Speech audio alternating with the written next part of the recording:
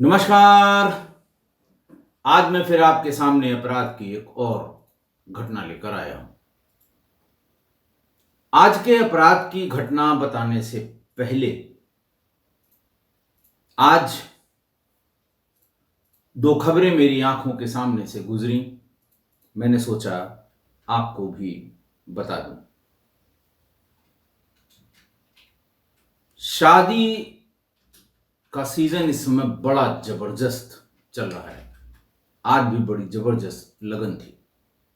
9 तारीख को थी, 14 को थी और आगे भी है। आपको ध्यान हो कि 2021 में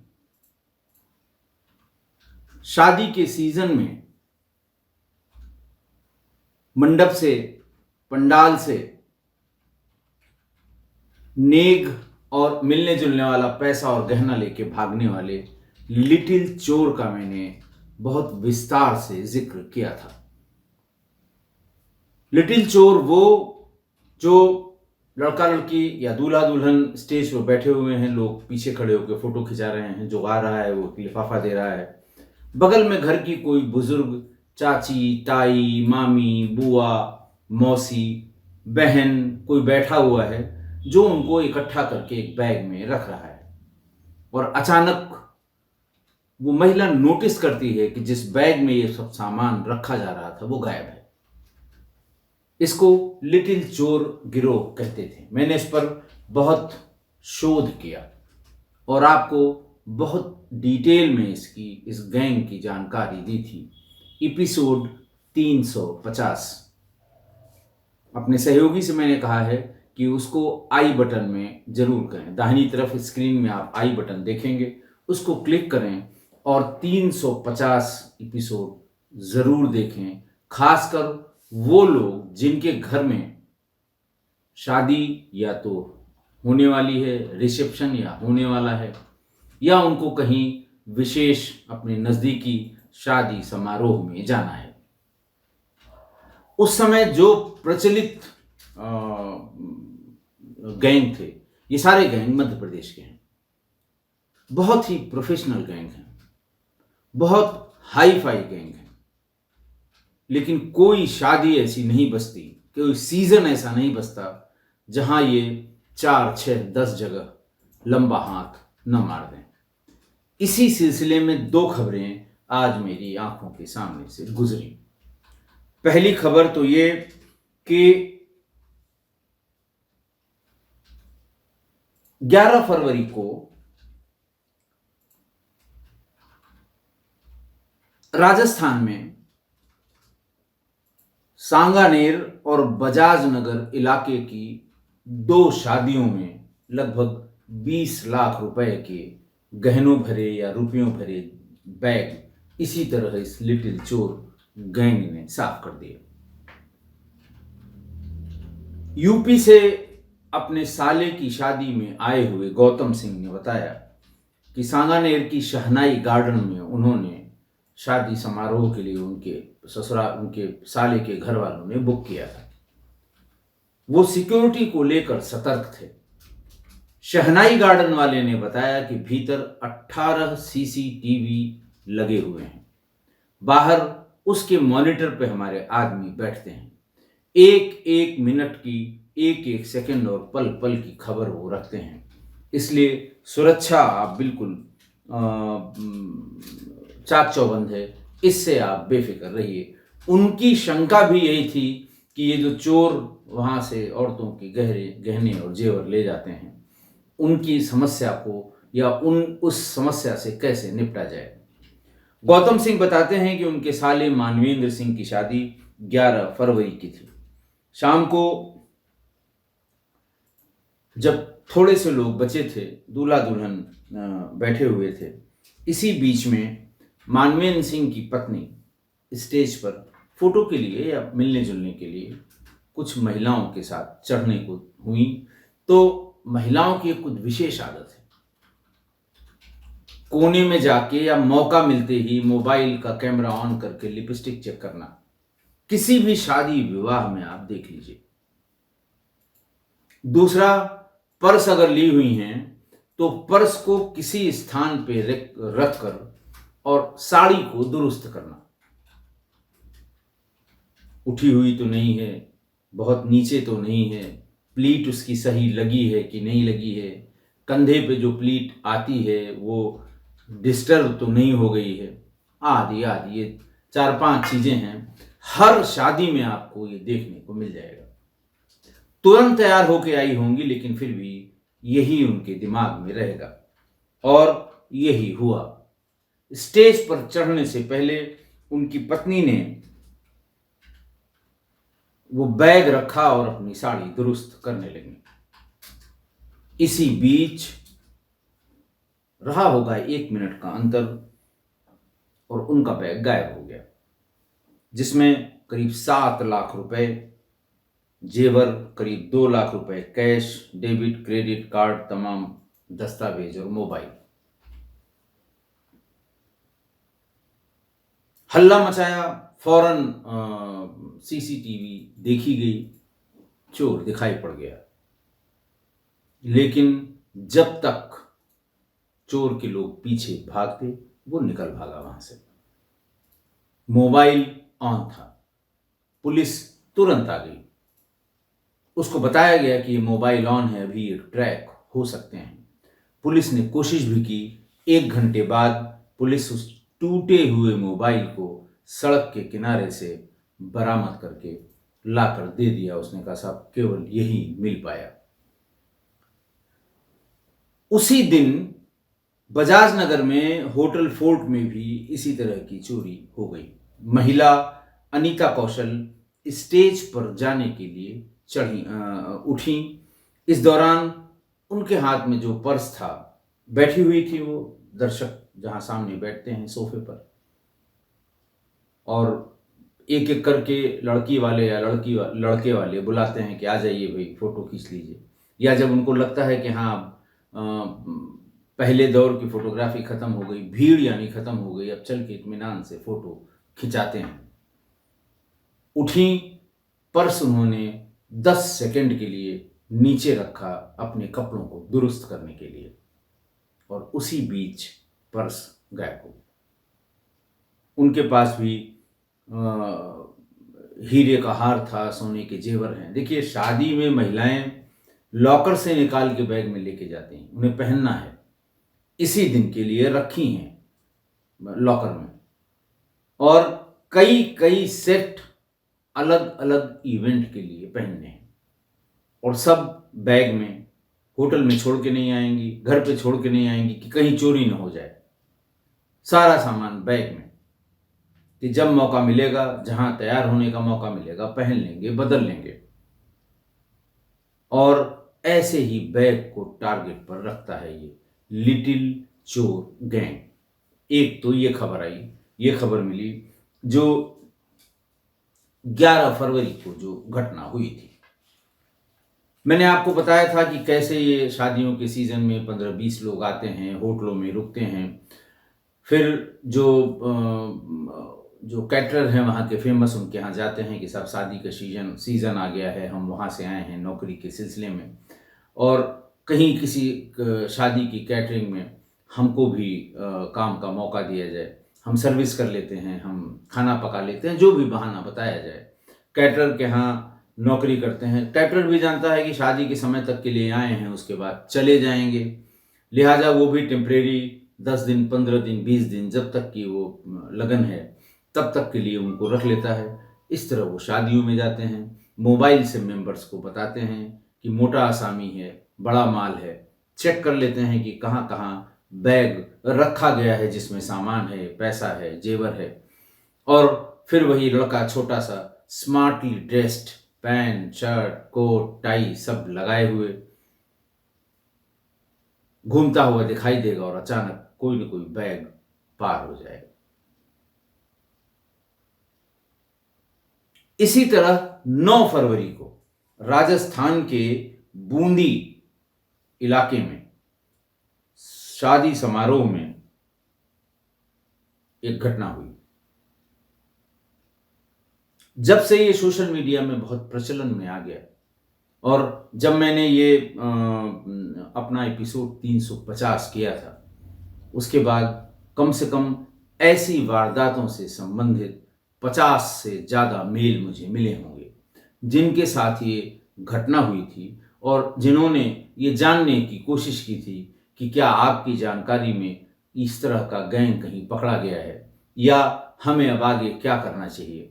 इस तरह की जानकारी तो कम से कम 50, तो इन 50 लोगों ने और लोगों को सचेत होने के लिए ज़रूर आप बीती सुनाई होगी।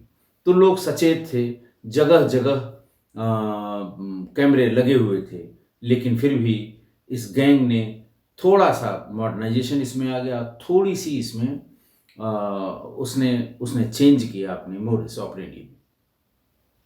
हुआ ये कि गहनों से भरा हुआ बैग स्टेज पर लेकर एक महिला बैठी हुई थी। जो लोग गिफ्ट में ला के दे रहे थे वो रखती जा रही थी, पैसा भी काफी उसमें, बड़ी शादी थी। सूटेड बूटेड वो कोई 8 साल का 7 साल का लड़का घूमता टहलता आया। पैंट की जेब से उसने एक छोटी सी कागज की पुड़िया निकाली और मौका देखकर जो महिला उस सामान की रखवाली, उस पैसे, कैश, नेक के सामान और जेवर जिसमें थे, उसकी निगरानी कर रही थी,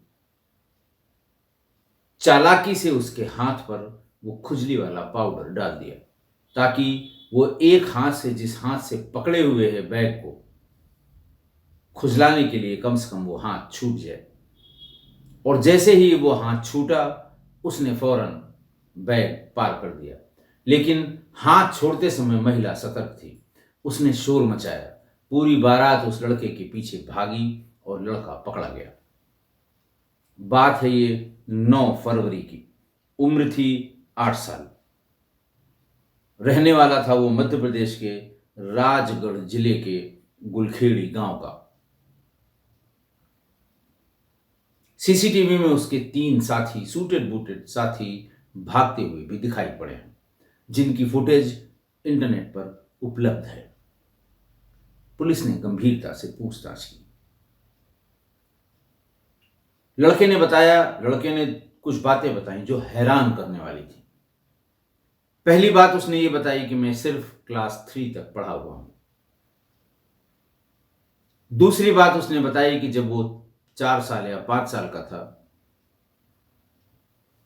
तो माँ बाप ने उसे इस शादी समारोह के जो चोरी करने वाला गैंग है, लिटिल चोर गैंग, उन गैंग मेंबर्स के हाथ मुझे ट्रेनिंग के लिए उनके हाथ दे दिया। और सालाना पैकेज, यानी 1 साल का जब वो ले जाएंगे तो साल भर में उसे 18 लाख रुपए पेरेंट्स को मिलेंगे। यानी इस लिटिल चोर का सालाना पैकेज 18 लाख रुपए है। थोड़ी सी ट्रेनिंग कराई और इसने ये बताया कि पहले हम लोग होटलों में रुकते थे, लेकिन किसी बड़ी चोरी के सिलसिले में होटलों की चेकिंग होने लगी और कुछ गैंग के लोग पकड़े गए थे।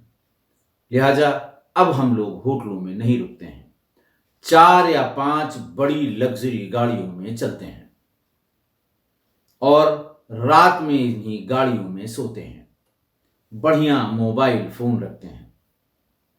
बच्चे के लिए 10-12 सेट सूट और टाई कपड़े होते हैं। यानी एक ही सूट और टाई एक बार क्राइम करने के बाद दोबारा वो पहना नहीं जाएगा।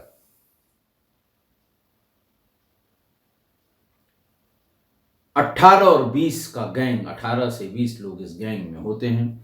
शादियों का सीजन शुरू होते ही वो राजस्थान से चल देते हैं। टारगेट उनके राजस्थान के पास के इलाके, महाराष्ट्र, जहां मुंबई में बड़ी लेविश शादियां होती हैं वहां, राजस्थान जहां पर डेस्टिनेशन वेडिंग्स बड़े बड़े होटल में बहुत ज़्यादा होती हैं, बड़ी पार्टियां होती हैं, मोटे आसामी होते हैं, वहां पहुंच जाते हैं, घूम के रैकी कर लेते हैं। सूटेड बूटेड बच्चा आता है, एक बार में 10 लाख, 20 लाख, 50 लाख, जितना बड़ा बैग उनको मिल जाए, और फौरन उन्हीं गाड़ियों से वो शहर छोड़ के दूसरे दूरी पर चले जाते हैं। उसने ये बताया कि इसके ठीक पहले वो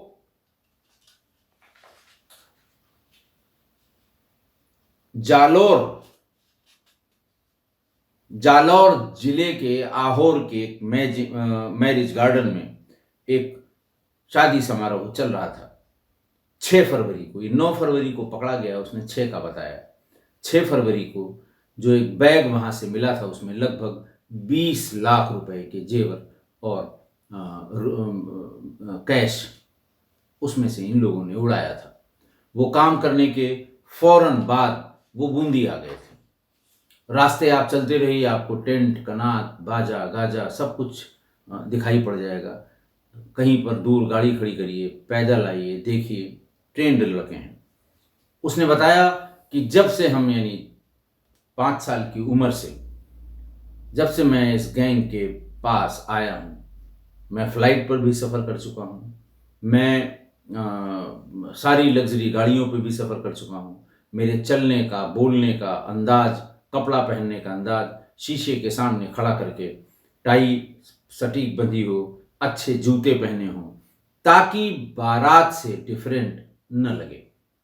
हर आदमी देख के ये समझे कि ये बाराती है, ये बारात का पार्ट है, या घराती है, घरात वालों का के साथ है। और कभी उसने बताया कि हम टोके नहीं गए कि तुमको पहचानते नहीं हैं, तुम किसके बच्चे हो, कभी नहीं टोके गए। एसपी बूंदी जय यादव बताते हैं कि इससे पूछा गया आखिर कुल कितनी वारदातें पिछले 4 सालों में की होंगी। इसने कहा मुझे याद नहीं है, मुझे गिनती भी याद नहीं है। जगहें वो बताता रहा, लेकिन उसे ये याद नहीं है कि उसने 50 जगह ऐसी चोरी की या 60 जगह ऐसी चोरी की। तो राजस्थान, मध्य प्रदेश, महाराष्ट्र, हरियाणा, दिल्ली और उत्तर प्रदेश के पश्चिमी इलाकों में अगर 9 तारीख के पहले इस तरह की कोई वारदात हुई हो तो आप बूंदी की पुलिस से जरूर संपर्क करें, क्योंकि वहां से एक बड़ी टीम मध्य प्रदेश भेजी गई है जहां की ये गैंग है। राजगढ़ जिले के गुलखेड़ी गांव और आसपास के करीब 24 या 25 गांव हैं जो पूरे देश में शादी समारोहों में इस तरह के बैग उड़ाने का काम करते हैं।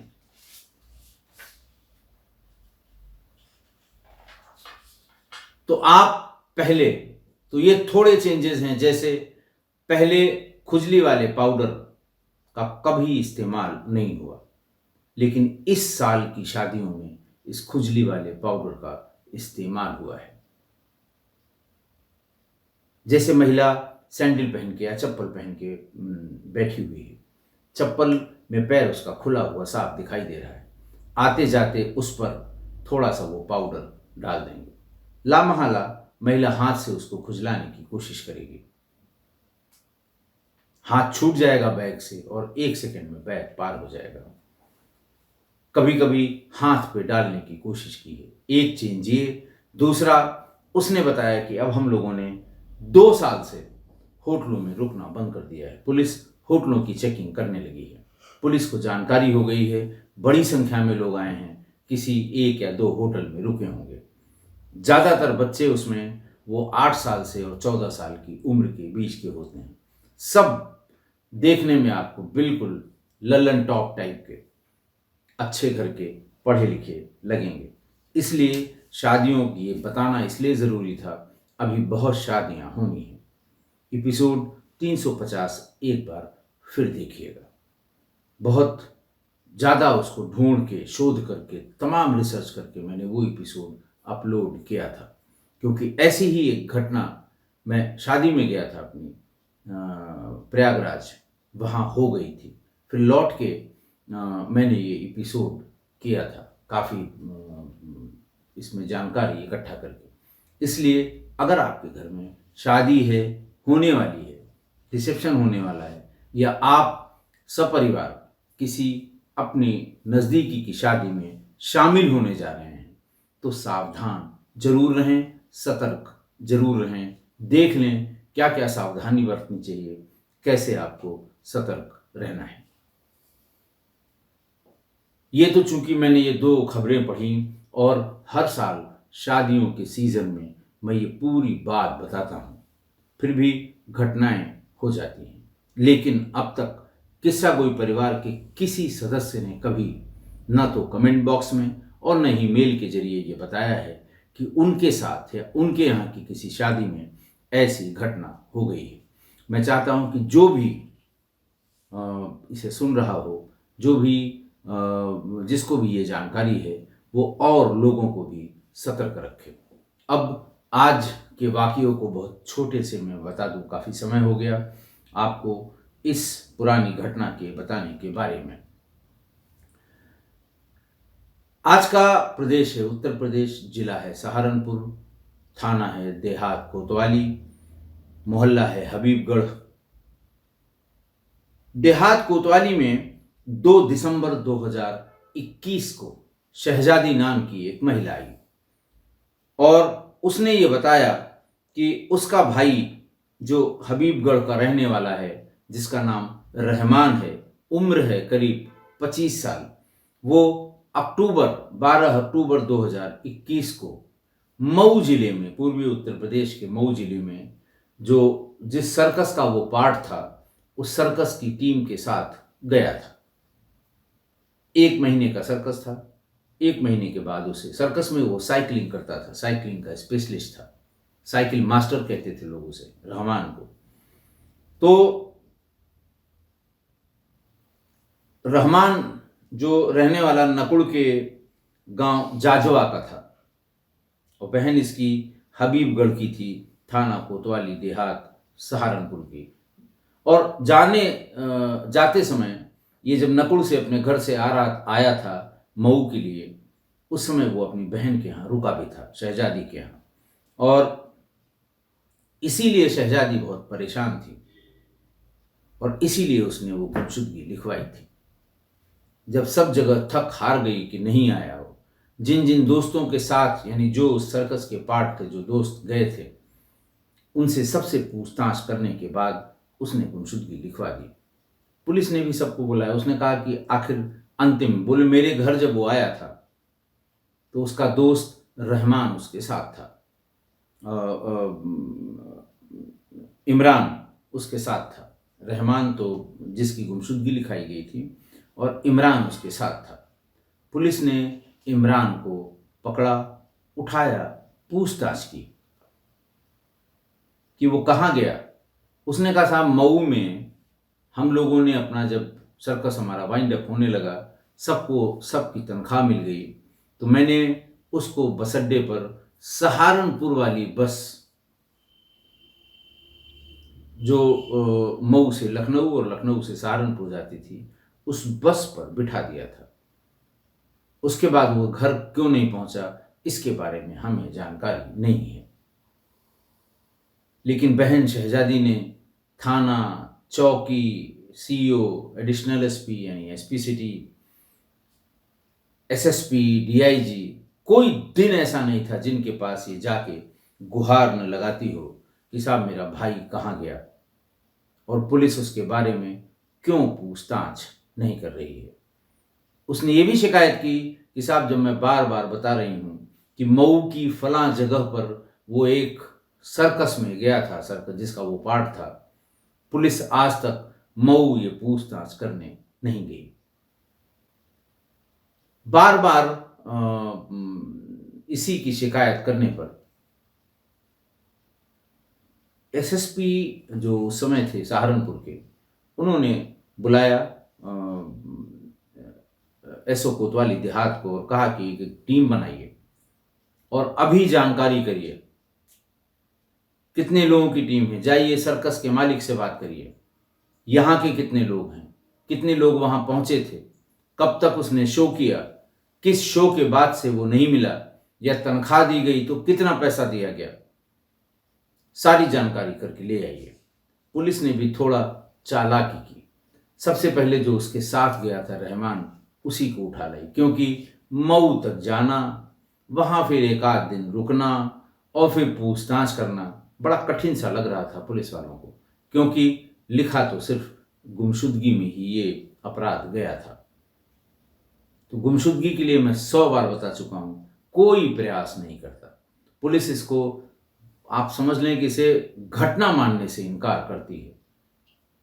घर वाले बहुत गाड़ी भी दे दें, तेल भी भरा दें, आदमी भी दे दें, पहचान वाला भी दे दें, तब शायद ये थाने से टस से मस हों, वरना ये थाने से टस से मस नहीं होते। बहरहाल खिसिया के इन्होंने रहमान के दोस्त इमरान को हिरासत में लिया और उससे पूछताछ की। खिसियाहट में किस तरह की पूछताछ की गई होगी आप समझ सकते हैं। आपको अंदाजा भी लग गया होगा कि कैसे पूछताछ की। और जब थोड़ी ऊंची श्रेणी की पूछताछ हुई, इमरान ने सब बातें बता दी। इमरान ने कहा कि मैं भी उसी के साथ सर्कस में काम करता हूं या करता था। मेरे यहां उसका आना जाना था और इसी बीच में मेरी बहन से उसके संबंध हो गए। वो अक्सर हम लोग जब भी कभी अपना शो करके आए या कहीं बाहर से आए, देहरादून से आए, तो वो मेरे यहाँ रुक जाया करता था। रात में भी मेरे यहाँ रुकता था। मेरा दोस्त था, मैं भी कभी कभी जब जाता था तो उसके यहाँ रुक जाता था। लेकिन एक दिन मैंने अपनी बहन से इससे कुछ ऐसी बातें करते हुए सुना कि मुझे लग गया कि इन दोनों में संबंध हो गए हैं। रहमान के जाने के बाद इमरान ने अपनी बहन को समझाया, लेकिन उसने समझने से ही इनकार कर दिया, बात सुनने से ही इनकार कर दिया। इमरान कहता है कि तब मुझे लगा कि मेरी किसी भी दिन बेइज्जती हो जाएगी, जब मेरी बहन भाग जाएगी या इसके साथ कोई रमजान को देख लेगा। हालांकि दोनों बालिग थे, लेकिन चूंकि वो मेरा दोस्त था तो बदनामी होने में समय बिल्कुल नहीं लगता। मैंने सोचा अब इसको ठिकाने लगाना होगा। तब तक मऊ में हालांकि वो मऊ जाने को तैयार नहीं था कि बोलिए दूर का सर्कस है, हम किसी दूसरे में चलेंगे। कई चूंकि साइकिल चलाता था, कई सर्कस वालों से, छोटे छोटे सर्कस आप देखते होंगे कस्बे में, छोटे कस्बों में, बड़े शहरों में वो अपोलो सर्कस वाली बात तो कहीं रही नहीं है, जो इलाहाबाद में किसी जमाने में हम लोग केपी कॉलेज ग्राउंड में देखा करते थे। पूरे उस पीरियड के यानी उस समय की पैदाइश के 50, 60, 70 और 80 की दशक के लोग जो इलाहाबाद या प्रयागराज में पैदा हुए होंगे, उन्हें सबको केपी कॉलेज ग्राउंड याद होगा, जहां सर्कस लगा करते थे, हर साल लगा करते थे। बड़ा भारी मेला होता था, शहर पूरा वो सर्कस देखता था, बच्चे खासकर ऐसे सर्कस देखने में। लेकिन अब वो बड़े वाले सर्कस तो शायद खत्म हो गए, तमाम पाबंदियां हो गई।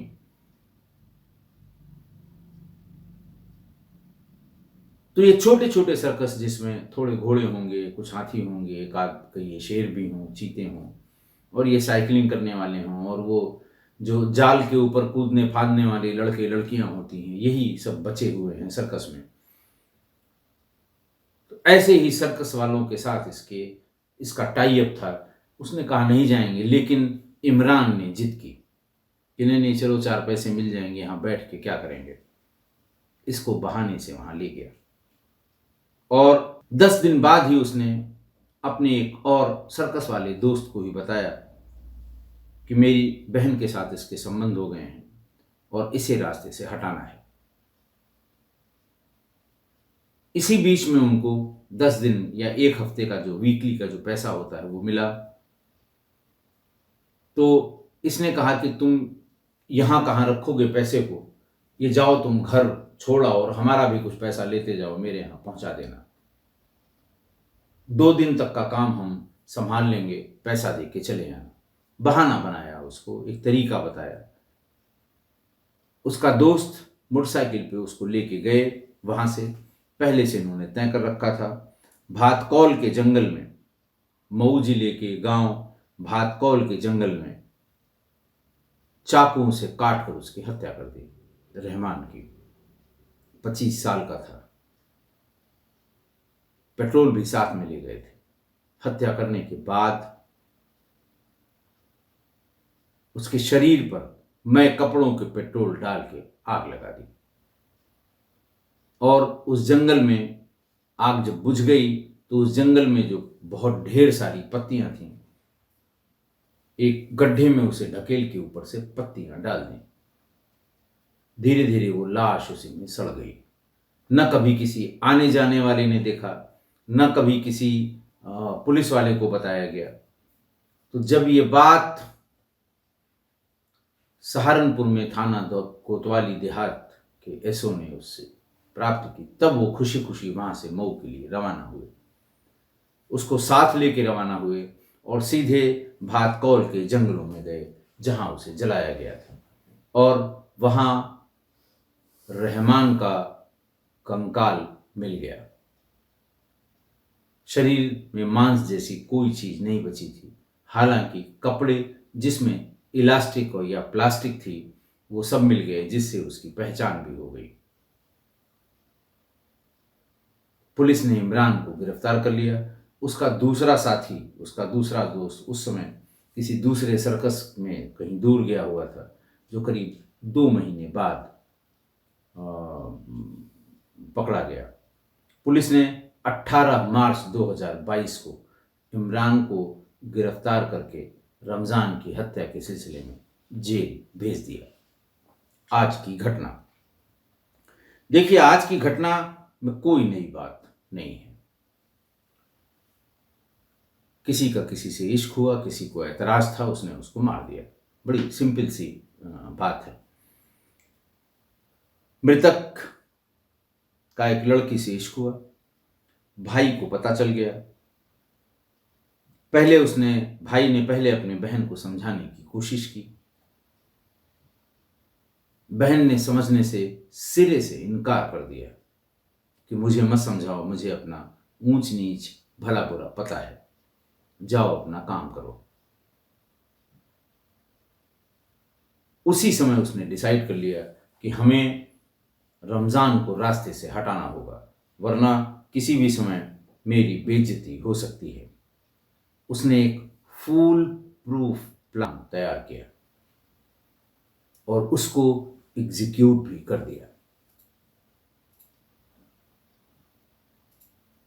और शायद ये प्लान कभी पता भी न चलता, हत्या का भी न पता लगता, अगर उसकी बहन ने सीनियर पुलिस अधिकारियों के यहाँ इतना परसू न किया होता।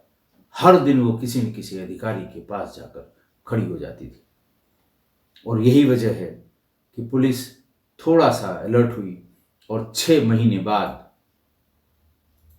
उसका कंकाल मिला। मैं इसी किस्सा गोई में बार बार बता चुका हूं, बहुत बार बता चुका हूं कि जब घर में लड़की या महिला हो तो किसी गैर मर्द को, चाहे वो आपका बहुत नजदीकी दोस्त ही क्यों न हो, उसको घर की एक्सेस कभी मत दें।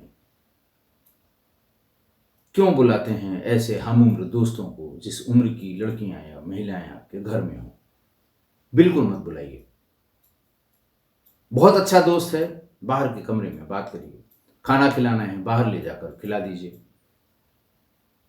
क्या जरूरी है कि उसको अपनी रसोई में बिठाकर खिलाएं और आपकी घर की महिलाएं उसे खाना परोसें? ये बिल्कुल प्रतिबंधित कर दीजिए, वरना आपको पता भी नहीं चलेगा और आप अपनी इज्जत तार तार होने, बदनामी होने, 4 लोग क्या कहेंगे इसकी शिकायत करते फिरेंगे। आशा है आप मेरी इस बात से सहमत होंगे। आज के लिए इतना ही। बहुत बहुत धन्यवाद।